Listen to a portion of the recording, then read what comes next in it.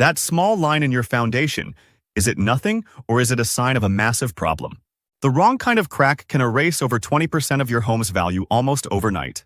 Left unchecked, certain cracks can lead to structural failure and even wall collapse. But most foundation cracks are completely harmless. Knowing the difference is what matters. We'll now give you the framework to spot dangerous cracks and understand their hidden causes.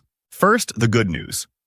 Tiny hairline cracks less than 1/8 of an inch wide are typically just concrete settling. Similarly, vertical cracks running straight up and down are often due to normal house settling and are rarely a red flag.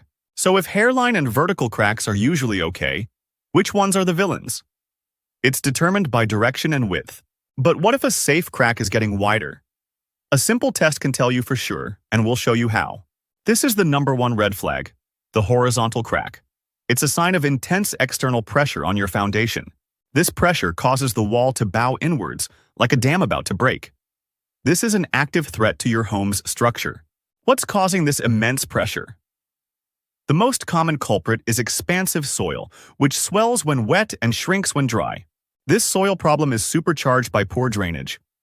Water pooling at your foundation maximizes that dangerous pressure. It's not just water.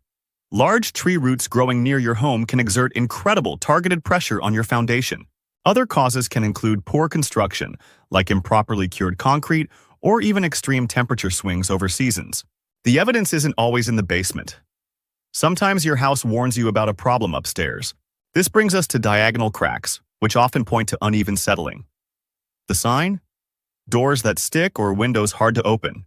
With a long horizontal crack, if you place a straight edge against the wall, you may see a gap. That's the wall bowing. Size matters. The industry rule is simple.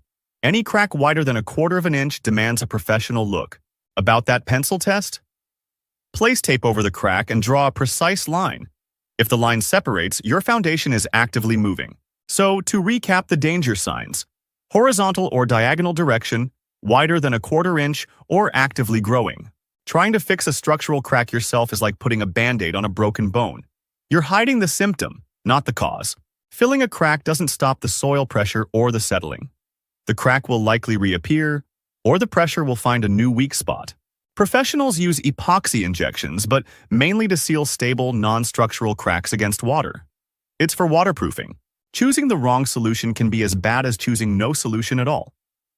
This is where a professional diagnosis becomes vital. So if filling the crack isn't enough, what do pros actually do? The answer involves technology from the aerospace industry. Let's connect all the dots.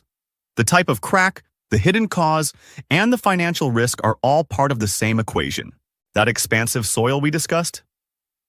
Its constant swelling and shrinking creates the pressure that forms the dangerous horizontal crack. And the poor drainage?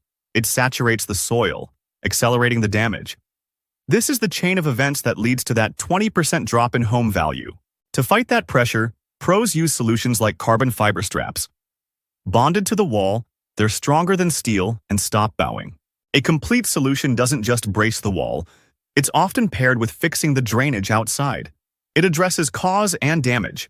Understanding your foundation is about protecting your biggest investment. It's about respecting the signs that matter. Remember the big three: horizontal or diagonal cracks, cracks wider than 1/4 inch, and any crack that is actively growing. You are your home's first line of defense. A 10-minute check every 6 months can save you tens of thousands of dollars. If you see any of these major warning signs, don't guess and don't wait. Call a qualified structural engineer for an assessment.